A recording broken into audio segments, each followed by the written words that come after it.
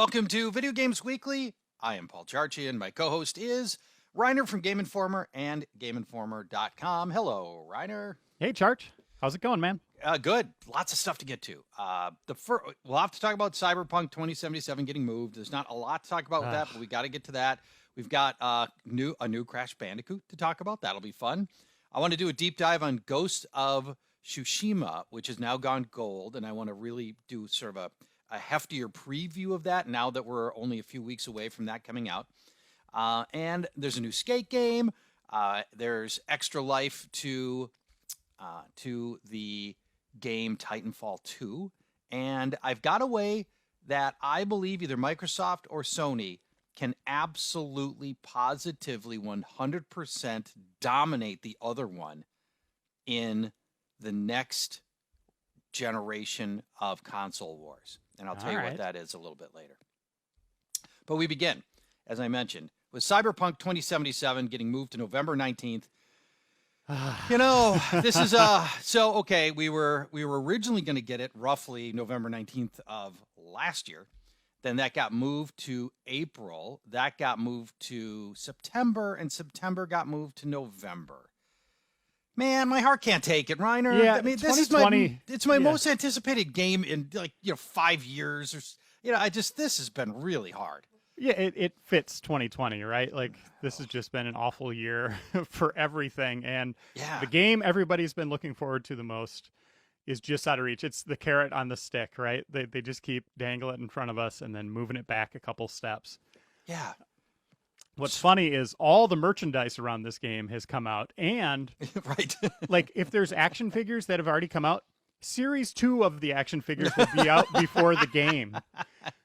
You're going to be looking at the action figures going, who's that guy? Who's that guy? I have no idea. We already did that. Yeah, I wrote up an article on the action figures for Series 2 yesterday, and I asked our writers who've been doing some stuff with Cyberpunk if they know who this one particular character is, and they're like, that name doesn't even ring a bell. Like, that's a new character. But it must be an important character because he has an action figure. Right. Was there ever a Porkins action figure after the first Star Wars? Yep. After the first Star Wars? Oh, no. When they started re-releasing them in bulk, like in the 90s, they gave him one. I mean, they gave everybody an action figure. Yes. If Porkins gets one, then everybody's got one, I think. Yeah, I think that guy who was in Cheers, the TV show Cheers, for just like 1 second in Empire Strikes Back, I think he's in. He has an action figure. Yeah. So other news and by the way, I mean, obviously we all want CD Projekt Red to make Cyberpunk 2077 perfect. But come on, man, this hurts. I just want to play the damn game and get immersed in it. And now we got to move it out to practically Thanksgiving.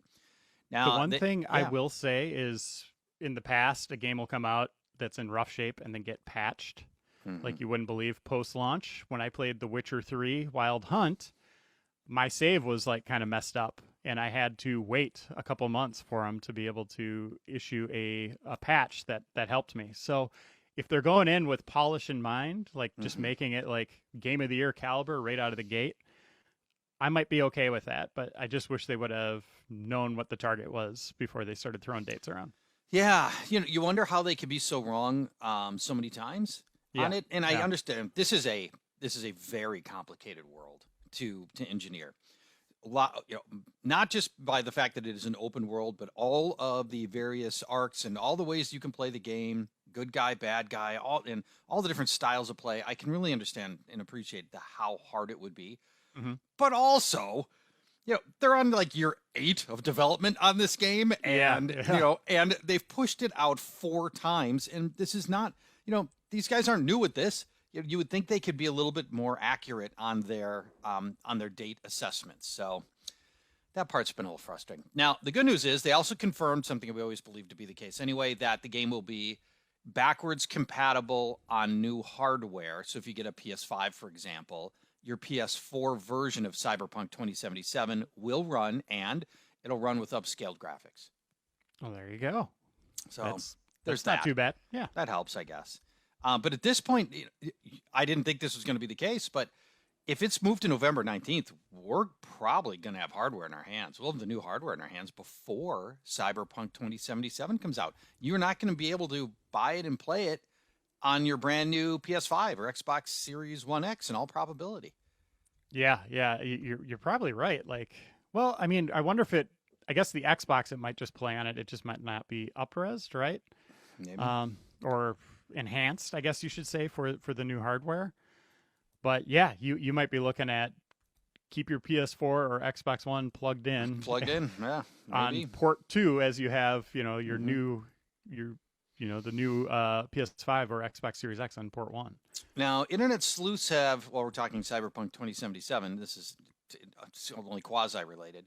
Believe that they've found that there's some VR support that could be in Cyberpunk 2077 that could later, not at launch, but later be in the game. They could someday be a VR title. And wouldn't that be great?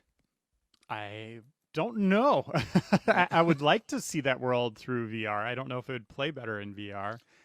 But it seems like they're just throwing everything into this game that they possibly can. They made a ton of money off Witcher 3, and they're just like, let's invest it. Yeah. Let's into this hit game. Everybody. Yep. I believe we'll end up with a Cyberpunk 2077 TV show at some point. Yeah, there is a comic book series that's coming out, a prequel series of stories that will be out before the game. That was just announced yesterday. In Charch, something interesting here. November 19th is Thursday. That is a strange day for a release. That is. Yeah, why a Thursday, I wonder? I wonder if that maybe implies some hardware might be coming on the 20th? Well, that's what, or the 19th. I mean, maybe that's part of it, is maybe unannounced. That's a PS5 or an Xbox, and it would be more likely because isn't it because there is a Cyberpunk 2077 version of skinned version of the Xbox One. So if Cyberpunk 2077 is sort of tied to Microsoft, I wonder if November 19th is secretly the Xbox Series One launch date. That's possible, right?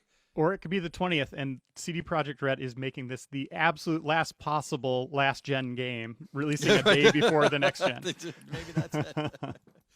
All right. Speaking of last gen, which is now current gen, Crash Bandicoot 4 is announced. Now, I sort of lost track because they rebooted them, right? And we had remastered Crash Bandicoots. I didn't quite remember if this one had been talked about or not, and if we knew it was coming, but Crash Bandicoot 4, it's all about time. What do you know about this game? Yeah, so the Crash Bandicoot remaster, they did the original PlayStation games, 1, 2, and 3. They were originally made by Naughty Dog, the team that just made the amazing Last of Us Part 2. And everybody that played these games is like, man, this is what I've always wanted from Crash sequels. But they went in a completely different way for decades, right? Like, just people didn't like where Crash went, and it kind of ended up becoming a dead series. Yeah.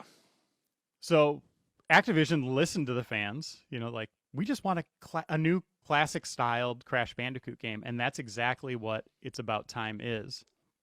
And they even go as far in the game's lore to retcon all of the sequels after the Naughty Dog series. So the bad guys go back in time to right after the events of the third game. Oh, okay. So this is like a whole new, this is like the true sequel to Crash Bandicoot 3. It's not made by Naughty Dog, so it is a different development team. It's Toys for Bob. But they are making it just like those old games. Toys for Bob helped out with the remasters. So they, they had some chops in figuring out how those games played, and they're replicating that in Crash Bandicoot 4, It's About Time. Now, prior, Crash Bandicoot was primarily been in the jungle, the mighty jungle. Now he's all over the place. The settings are crazy. He's in outer space. He's underwater. He's in futuristic urban environments. And at one point, the trailer shows him, he appears to be inside a Guitar Hero game. Yeah. A boss battle inside Guitar Hero. Yes. Which is fun. Yeah, Crash Bandicoot 1, that was all jungle. Crash Bandicoot 2, they're like, we did the jungle, let's go to ice and fire and do all the elements. Crash 3, they went really bonkers with sci-fi. He had a jetpack, he had a jet ski, anything with, like jet in it he had. And this one looks like they're just like, we're just going to mix it all up. Like, we're going to go to the jungle, we're going to go everywhere. It's just going to be a mishmash of everything you remember from the Crash games. Same perspective, right? Like it's still unique for Crash, which is kind of interesting that you're running into the screen Yeah, right.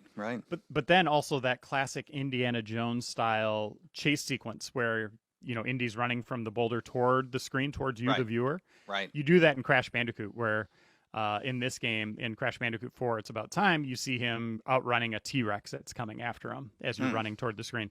Not the best perspective for being able to time your jumps as you're not seeing what's in front of you. Yes, which was always part of the difficulty of Crash Bandicoot was, you didn't Crash could see that there was a pit coming, but you could not see there was a pit coming. Yeah. But it upped the tension, right? Like you're just barely making these jumps as this giant thing is coming after you. And they're adhering to all those staples from the Crash Bandicoot games of old within Crash Bandicoot 4. It's About Time. It's coming October 2nd, just for PlayStation 4 and Xbox One. I did talk to the game director on the phone, and I asked him if Crash will be coming to next generation, and he paused for a long time, weighing his thoughts carefully, and then eventually said, "We're not talking about this at that time." But whenever Okay, you have yes. a dev, whenever you have a dev pause like that, it's coming. It's just a matter of when, right? That's funny. Okay, so Crash Bandicoot 4 coming in October 2nd. Looking forward to that, or at least I am. I already mentioned internet sleuths once here, but this internet sleuths have come up big with this one. Rocksteady appears to be working on a Suicide Squad game. Rocksteady did the Batman Arkham games, which were really, really good and very well received, and they sold really well. And these internet sleuths have uncovered domain names attached to Rocksteady and its parent company, Warner Brothers, that all lead to Suicide Squad-related URLs, including one that is called Kill the Justice League. And a site that Eurogamer, says that they validated that Kill the Justice League is the name of the next one and that this game is happening, a Suicide Squad game. Now, Reiner, you are a comic book enthusiast. Oh, big time. Yeah. Tell people about Suicide Squad who may or may not be familiar with them at this point, although obviously it's gotten a lot bigger lately. And what would you like to see from this game? Well, if it is Suicide Squad by name, that means it is a group of rogues, of villains united. And it sounds like you're going to be playing as them going against the good guys, right? So if it's called Suicide Squad, Kill the Justice League, that sure sounds like we know what's happening here. You kind of know every mission in the game right there, right? That's what you're going to need to do. So here, taking a step back a little bit, after Rocksteady finished work on Batman Arkham Knight, that was the end of that trilogy.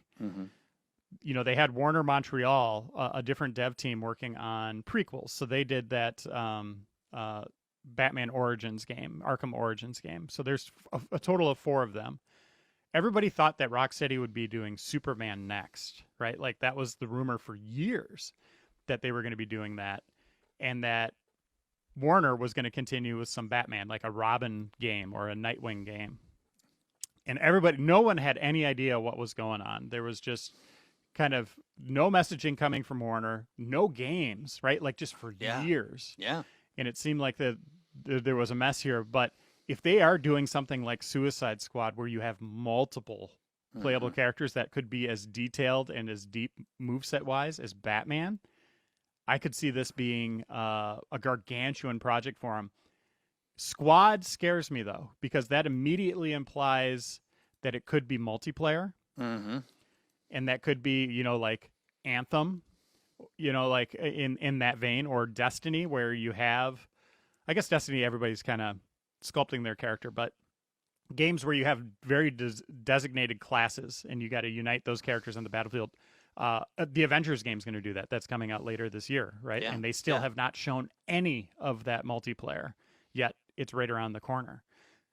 I'm scared of Suicide Squad going in a different direction than we know that Rocksteady is good at. Rocksteady was good at the single-player kind of Metroidvania open world game where you are one hero, you're getting new powers to unlock different areas and take on different villains. It was awesome. But we'll have to wait and see. Maybe you just alternate between characters as you go through a single-player game. I would love that. But just, like whenever you see Squad in a video game name, buckle up, because it probably has some implications of multiplayer. Is it just because this team is called Suicide Squad and it doesn't necessarily mean we're looking at multiplayer? It could be. Yeah, it could be. But Mm. I mean, geez, you got to think they want to have multiples on screen at once. They're a squad, Yeah, right? right. Not just alternating. And that's where Batman works pretty well. Like, yes, Batman and Robin are sometimes together, but usually they're kind of on their own doing their own thing, right? Yeah, yeah. Well, we'll find out. Rocksteady has a great track record, and so I want to believe that they'll do it right if they're going to do it at all. And so hopefully Suicide Squad will be fantastic. And the rumor is it's going to be announced at a DC Expo in August. Yeah.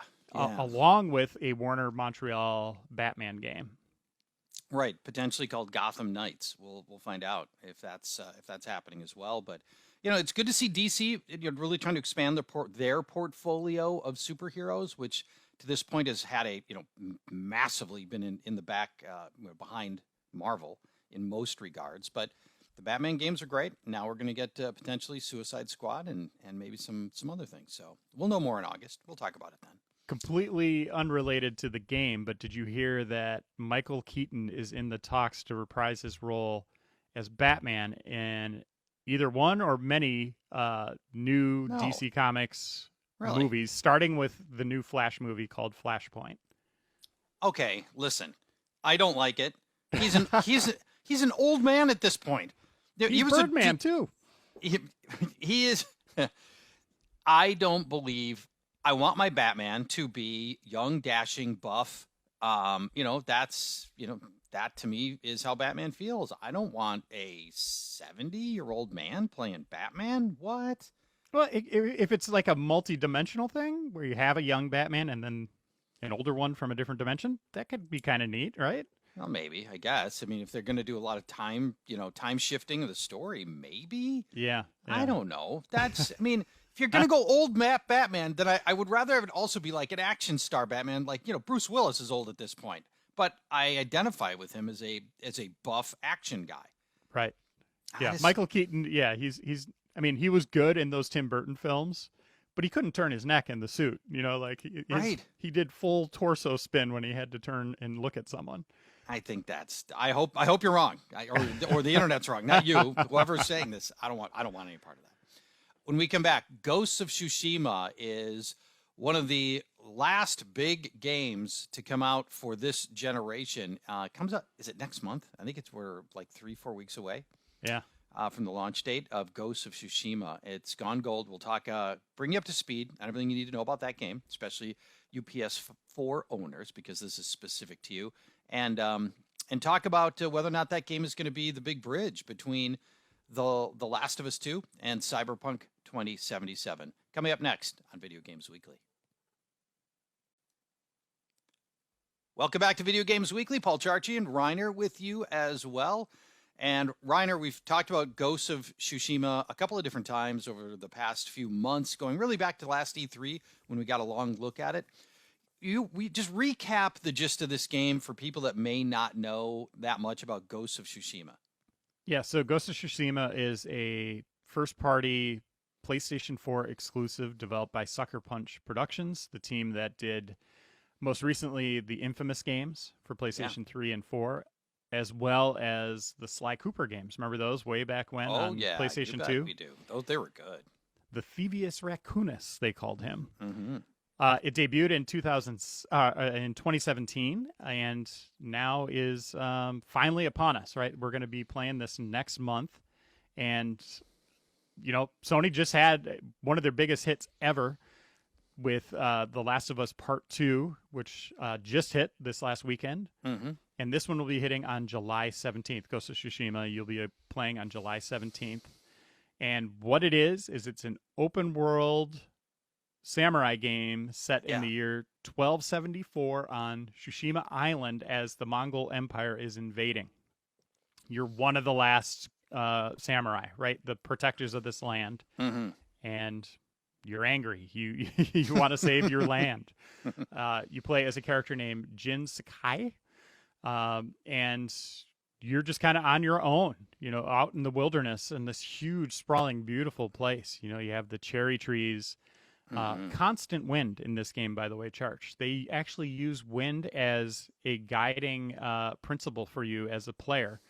So rather than putting out a waypoint that you're following that your character would never see, what you do is you use something called guiding wind, and you go down, you pick up grass, and you throw it in the air, and it points where the grass Where you flows. should go. Oh, really? Okay, cool. So if you change objectives, by the way, where you're going next, the wind changes. Shifts. Okay, cool. I like it. So they really want that level of immersion where you feel like you're really connected to this place, and you're really vested in what's going on, and just the beauty of the world too. The first time when we finally saw gameplay of Ghost of Tsushima, I immediately thought of the Legend of Zelda, the most recent game on Switch. Breath of the Wild. Breath of the Wild, just because it every shot you saw was just sprawling landscapes, just this beauty that you can reach these places, and they want to use the environment to guide you as well. In terms of, you'll see a smokestack. That's something of interest. Go there, or an animal might lead you towards something. Following a fox, like, where's this fox off to? Yeah. So they do things like that. Obviously, you see a structure, you go there. But they really want you to discover this game on your own and discover what you're doing on your own. Obviously, the conflict is take down the Mongols as much as you can in this realistic setting. Obviously, they're not adhering to history per se with the story. They're doing their own thing, but there will be events that line up with what happened in the past, right? Yeah, right. So this is, first and foremost, and again, we're talking about Ghost of Tsushima. It's a PlayStation 4 exclusive.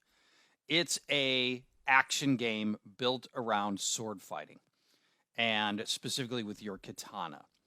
And Sucker Punch co-founder Chris Zimmerman had some interesting things to say about the game. He said, "We ended up focusing on three things: speed, sharpness, and precision. We wanted your attacks to be fast. Katanas aren't heavy, roughly 2 to 3 pounds, so quick slashing attacks are at the center of most katana fighting styles. All the attacks in the game are captured on our in-house motion capture stage, so they represent realistic movement speeds. Those realistic speeds created an interesting problem. They were too fast for players to react to." And he talked a little bit about how the human brain needs 0.3 seconds to figure anything out at fastest. You can't react. Pretty much everybody, regardless of age or anything else, you need 0.3 seconds. And these attacks, although they were filmed realistically, were happening so fast that they couldn't get players to be able to defend them. And then Chris goes on to say, "In the samurai films that inspired us, a handful of cuts is enough to fell the toughest enemy, and he didn't want to stray far from that. And when they experimented with letting enemies absorb more damage, when they could take too many hits before falling, the sword no longer felt sharp." And one of his three key things was sharpness. They wanted every slice, I guess, to count. And I think that's great. So, anytime you tell me we're not going to have damage sponges in the game, I like that. And then he said the final big focus was precision. The katana is a weapon that rewards precision, a lifetime of discipline and practice to make exactly the right cut at the right moment. It was important that the players got the same sense of precision and those same demands of discipline and practice. That starts with responsiveness, making sure that Jin reacts instantly to the player's input. Quick attacks happen quickly. So that was I thought that was some really interesting insight into the sword play that you're going to get in Ghost of Tsushima. Yeah, and that sounds like if you're playing as the samurai. And now, I said Jin is a samurai, but there are two approaches to how you use Jin. And if you're a samurai, you're engaging enemies one-on-one, or you're out in the open letting them know you're there. If you play as a ghost, this is the alternative approach. You are stealthy. You're they call it dishonorable. You're approaching from the shadows. You're delivering fear that you'll take out an enemy, and one of his friends will see it and be like, "Whoa, what just happened?" and will freak out and run away. Wow. So you can kind of approach objectives in different ways, how you want to. Either by being a samurai that is there, using the sword, as you're talking about, Charch, in these battles where they're very cinematic, by the way. They are going back to those old samurai films and having some of those same angles. You can even turn on old school like film lens or grain to really deliver that old samurai film feel. Or you could go in and play it like a Tenchu game or a stealth game where you clean out a camp and you're never seen. Speaking of other games, what was the last great samurai game? Oh boy, I was thinking about I'm not positive what it would be. Onimusha, but that was like in the vein of the Res Evil games. Right. It was a cool setting, and it was different in terms of how it played. But I wouldn't call that a great samurai game. I'd call it a good survival horror game. As I was thinking about it, you can't have ninjas. I mean, I'm not talking about a ninja game. I'm talking about a samurai game, and I don't know that there's really been a great samurai game. And if there is, it didn't come to mind. Yeah, I can't really think of. There's the old Dynasty Warriors games, and yeah, I can't think of it like a samurai game that's done really well, open world. Yeah, like this. Okay, so let's wrap up our discussion of Ghosts of Tsushima this way. Is this the game for PS4 owners? It's a PS4 exclusive. Is this the game that's going to bridge The Last of Us and Cyberpunk 2077? Yeah, I think so. I mean, you're looking. We don't know how long this game is yet. Ghost of Tsushima could be, a shorter open world experience, but just seeing the terrain that you're going across and how big this island is, I'm guessing this is going to be one of those longer ones where we spend, like an Assassin's Creed or, I wouldn't say a like Witcher because those games are just bonkers in terms of content, but maybe we are looking at like 70, 80, 100 hours. We'll have to wait and see. But I think people would appreciate that given the wait for Cyberpunk 2077 is painful at this point. Like, we just need that game. Agreed. A couple other topics for you in this segment. EA has announced a new Skate game. Now, it was just 2 weeks ago that we were talking about the new Tony Hawk game. So we've gone from no skating games for like 5-6 years to now we have both Tony Hawk and Skate in development. And do we really need two of them, Reiner? I mean, why did the skating games disappear in the first place? The whole, what they call the action sports, extreme sports genre was flooded with games. There was wakeboarding, surfing, BMX, Skate, and Tony Hawk, and none of the games sold well, right? Like the audience was too fractured. And now, you have Tony Hawk coming out, hopefully in a big way again as a remaster. Hopefully that would do well, but now we don't know when Skate is coming, by the way. Tony Hawk is imminent. They said it's early in development, and there will probably be a couple of years between the games, which might help. Yeah. So, here's hoping. I love those games. I wish they were like Madden, the Tony Hawks every year. I think they're just fun. I love just those pick up and play type of games where you just quickly hit start to restart, your run and see how big you can make a combo. Just give me new maps each year. That's all I want. You and I are on other sides of this. I just, as somebody that played a lot of the Tony Hawk games, I just got bored of it. And after a while, I felt like that we ran out of things to do. I can only do so many things on a skateboard in a skate park. And to me, I just ran out of interest in it. I don't know if it's possible to keep making it interesting by just reskinning a skate park so that it looks like, an urban environment, or now it looks like a jungle or whatever. I don't know. Yeah. I don't know. Do you sense, you know better than I do. Do you sense that there is a lot of demand to get back to skateboarding games? I mean, it's a different generation, right? Like it's old school people playing in the 90s and 2000s that love those games. So this will be introducing it to a whole new generation. We'll see. Maybe lightning strikes twice in that people still love skateboarding. They might find these games fun. They're redone. They look, the new Tony Hawk looks visually stunning, even though it is the same kind of maps that we grew up with. But yeah, who knows? We'll have to wait and see. But we just can't have that many games coming out again if they want to succeed with these being, annual or every couple of years. When we come back, I'm going to save for next segment. I asked via Twitter. This is not a scientific poll. Twitter is not a scientific poll, but I got over 1,000 votes on this question for those that have played The Last of Us 2, what letter grade would you give it? The results were shocking, and I need to find out, Reiner, why the media has given it basically all A's, and it appears that the users don't see it that way, the customers themselves. We'll find out when we come back what's going on with The Last of Us 2. It's Video Games Weekly on The Fan. Welcome back, Video Games Weekly on The Fan. Paul Charch and Reiner with you. Final segment. Reiner, I've got a way for either Microsoft or Sony to almost certainly win, and by a wide margin, like a 2-to-1 sales margin, all right, the next generation of consoles, I believe. You sure you want to share this on the air? I know I should be charging for this, really. I mean, they should be employing me without a doubt.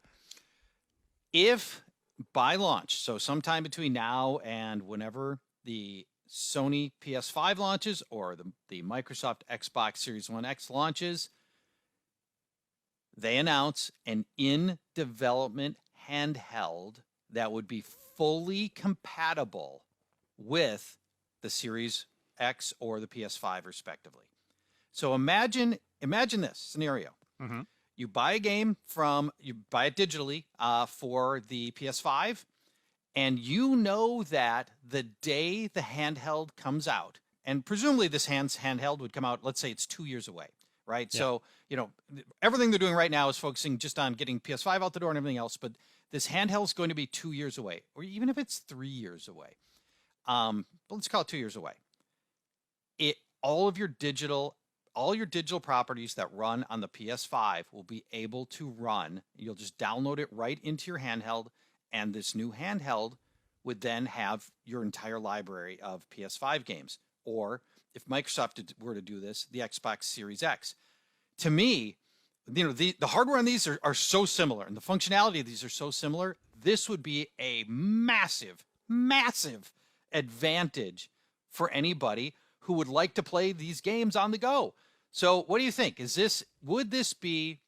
a handheld coming, even if it were 2 years away, to the Xbox Series X or the PS5, do you think that would be a game changer in making people decide for one system over the other?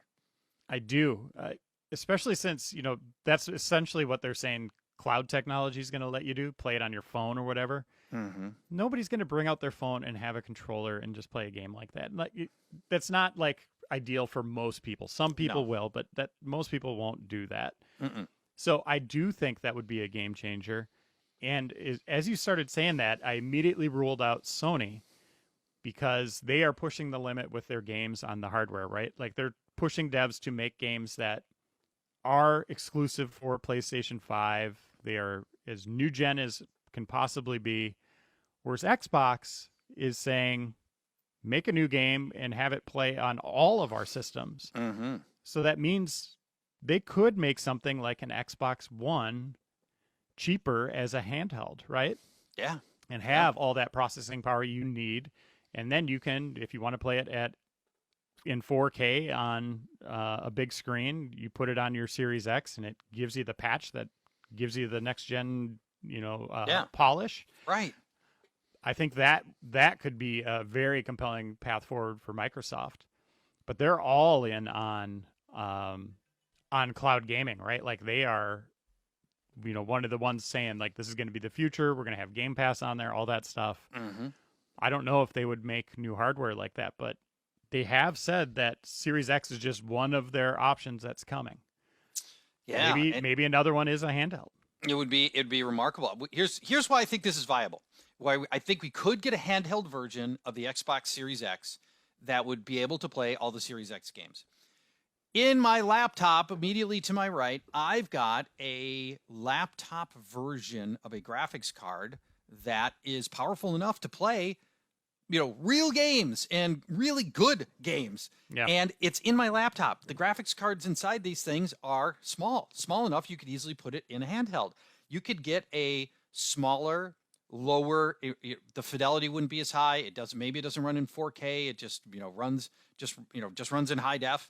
But you could have a smaller version with a processor that is totally compatible, but not quite as powerful in this in a handheld. And Reiner, this is what people want. The best-selling console in 2020 is and will be the Nintendo Switch. People want to play on the go. And if I can buy, and this is so much of what Microsoft's pushing, and you alluded to this, if I can buy a game one time and play it on all of my different Xbox platforms, whether it's an older Xbox One, if it's the new Xbox Series X, or it's this new handheld for Microsoft, that would be amazing. I think people would love that, and I think that would absolutely tip the scales. I know it would for me. I mean, even if this handheld were 2 years away, and I have to make a decision this holiday on the Series X or the PS5, and Microsoft's committed to having this handheld in production pipeline, I'm getting the Series X because I know someday I'm going to want to play all these great games on my Series X handheld. Yeah, and you have to assume as we get deeper into next gen, the ports that go over to Switch are probably going to dry up a little bit. The Dooms and Overwatch and all those games that eventually go over there. Nintendo's going to be fine no matter what, right? Like with Switch, you have so much indie support and first-party support that's just killing it. The Switch will be fine no matter what. But if you do want to keep playing games like that on your handheld, maybe you do need new hardware then that maybe the Switch is kind of lagging behind in the technology. It's going to happen eventually. 2-3 years, I think that's maybe viable in terms of when you would probably need that handheld. And boy, I would love to be able to play Xbox Live on the go. You know what I mean? Playing with my friends, Rocket League or Overwatch. Yes. It would be incredible. It really would, wouldn't it? And for everything that Nintendo Switch does and does well, this would, this hypothetical console, this, Microsoft, we're using Microsoft as our example, the Microsoft handheld, it would be powerful, which the Switch isn't, and you would have Xbox Live because Nintendo Switch's online everything is blech. And so this is, here you've got the most polished and the best online system going in Xbox Live, and to have that built into your handheld with graphics that could, are comparative to the Xbox Series X. Holy cow. Oh, yeah. What a game changer that would be. Yeah, and I don't even think you worry about having it connected to the TV. I think it's just kind of assumed that, you're selling to the same people that already bought a system, the large majority, that this is just their way of going out on the road and continuing to play the games they love on the system they love. And if PS5 could happen too. You never know. Like maybe they just sell one that's ridiculously expensive and we'd buy it because we would want to play Horizon 2 on the go. Yes, and obviously Sony has had the appetite to do that in the past with the Vita and what's the one that preceded the Vita? PSP. The PSP, thank you. Yes, the PSP and my beloved PSP Go as one of the two owners of a PSP Go. Vita was just ahead of its time, right? Like it wasn't quite getting the right ports or the full true port. Like it was just ahead of the Switch. It was the right idea. You could see they were going there, but it just didn't have the software to really compel people. If Sony would have released the Vita 2-3 years later. Yep, and a little more powerful. Yeah, it essentially would have been the Switch. They just got beat to the punch there. Yeah, and kind of backed out at the wrong time. You probably saw the EA press conference from a few days ago. Yep. What do they call it? EA Play. EA Play. I think I kind of get the feeling EA's getting their stuff together. And I mean, this is weird, right? But you get they're making all these good decisions. We talked a little bit last week about Star Wars Squadron, which looks great, and they're saying all the right things. And not just no microtransactions, which they had to say and they deserve to have to say for many titles for many years to come. But it just feels like they're making the right moves. They've moved their catalog to Steam, which finally, right? So you don't have to have their stupid Origin launcher thing anymore. I can play EA games on Steam. What happens? Titanfall 2, which has had a shocking rebirth, and continued success after a flopped launch, is now averaging. Titanfall 2 is averaging more players than all the Battlefield games combined. Isn't that great? It is great. So, okay, first, two things. Number one, the lesson here about the importance of being on Steam. If you want to be relevant in the PC community, you have to be on Steam. Yeah.